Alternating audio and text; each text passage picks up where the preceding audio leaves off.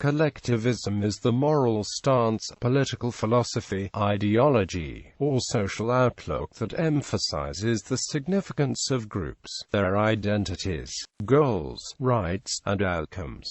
It is also about analyzing problems in the interest of a group. Collectivism is a basic cultural element that exists as the reverse of individualism, and in some cases stresses the priority of group goals over individual goals and the importance of cohesion within social groups. Collectivists usually focus on community, society, or nation. It is used and has been used as an element in many different and diverse types of government and political, economic and educational philosophies throughout history, and all human societies in practice contain elements of both individualism and collectivism. Collectivism can be divided into horizontal collectivism and vertical collectivism. Horizontal collectivism stresses collective decision-making among relatively equal individuals, and is thus usually based on decentralization. Vertical collectivism is based on hierarchical structures of power and on moral and cultural conformity, and is therefore based on centralization. A cooperative enterprise would be an example of horizontal collectivism, whereas a military hierarchy would be an example of vertical collectivism. Typology. Collectivism has been used to refer to a diverse range of political and economic positions, including nationalism, direct democracy, representative democracy, monarchy, and communism. Collectivism does not need a government or political system to exist, but it can also exist within a political system rather than simply on the ground. Primarily, collectivism describes how groups orient themselves naturally within a society. Collectivism can be typified as horizontal collectivism, where inequality is emphasized and people engage in sharing and cooperation, or vertical collectivism, wherein hierarchy is emphasized and people submit to specific authorities.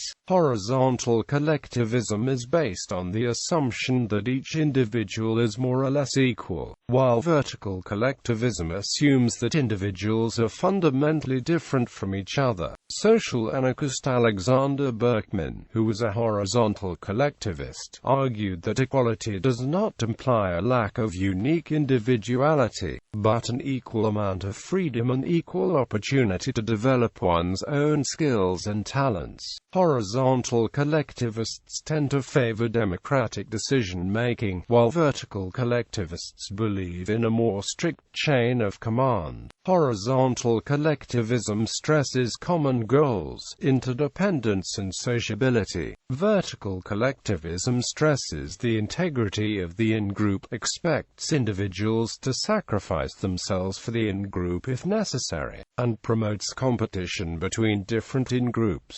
Individualism. Collectivism is often portrayed as the polar opposite of individualism, which is usually characterized as the economic, political, social or cultural autonomy of the individual within society, but given the different interpretations of individualism, from egocentric perspectives to more integrative ones, this apparent opposition is not necessarily true. For example, worker cooperatives operate on a collective basis but require the direct input of each individual member, while the ideas of holism posit that a sum is greater than its parts. This does not necessarily imply that a collectivity is greater or more powerful than the individuals that make it up, but instead that the collective energies of all individuals involved produce something that goes beyond each person. Theoretically, collectivism goes beyond considering the individual as the prime mover of society, but instead considers the numerous associations individuals voluntarily form as society's basis.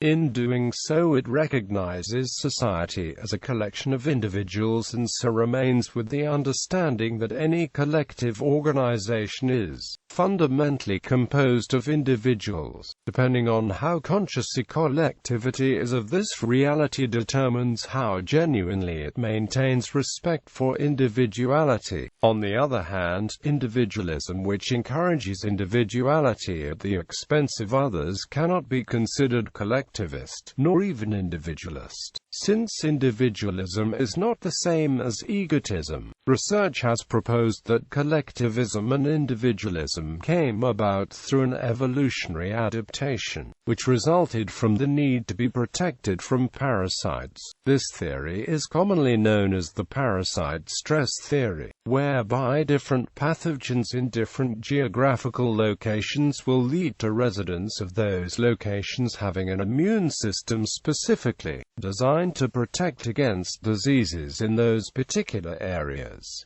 Culture and politics. Collectivism is a basic element of human culture that exists independently of any one political system and has existed since the founding of human society 10,000 years ago.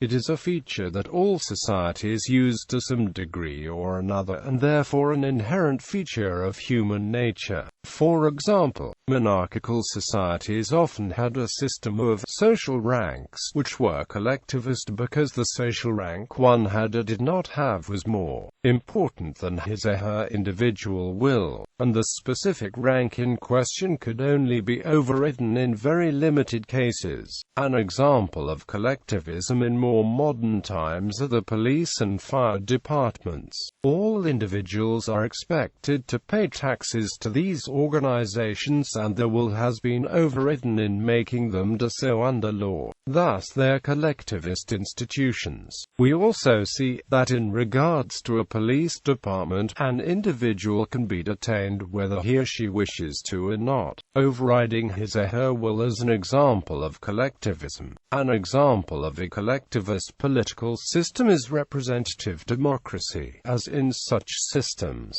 after voting occurs and a leader has been chosen by the populace, everyone is expected to accept that individual as the leader regardless of whether they voted for them or not. For example, in the United States presidential election of 2012, Barack Obama received a majority of the Electoral College votes cast, and the opposition was expected to submit to letting him lead them whether or not they had originally voted for him. The will of the collective mattered more and is considered collectivist, because ultimately, the totality of decision by the voters in the country, expressed through the Electoral College system, was more important than the will of any single individual in that context. Though all human societies contain elements of both individualism and collectivism by definition, some societies are on the whole more collectivist and some on the whole more individualist. In collectivist societies,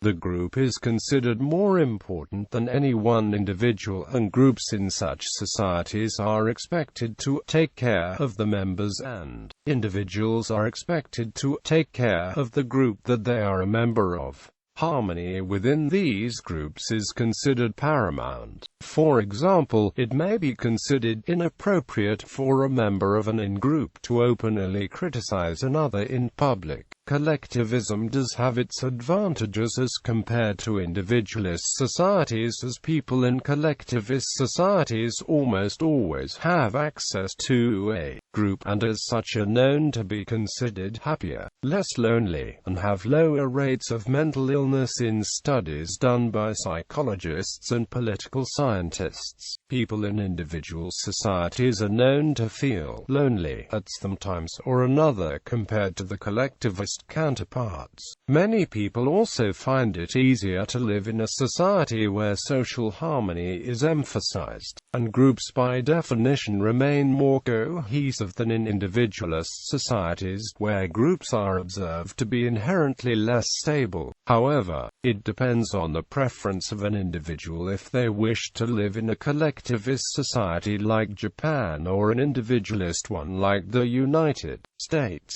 One type could not be said to be better than another, and both are known to come into existence naturally as a consequence of human nature. Criticisms. Classical liberal criticisms. There are two main objections to collectivism from the ideas of individualism. One is that collectivism stifles individuality and diversity by insisting upon a common social identity. such as nationalism, miss some other group focus. The other is that collectivism is linked to statism and a diminution of freedom when political authority is used to advance collectivist goals. Criticism of collectivism comes from liberal individualists, such as classical liberals, libertarians, objectivists, and individualist anarchists. Perhaps the most notable modern criticism of economic collectivism is the one put forward by Friedrich Hayek in his book The Road to Serfdom, published in 1944.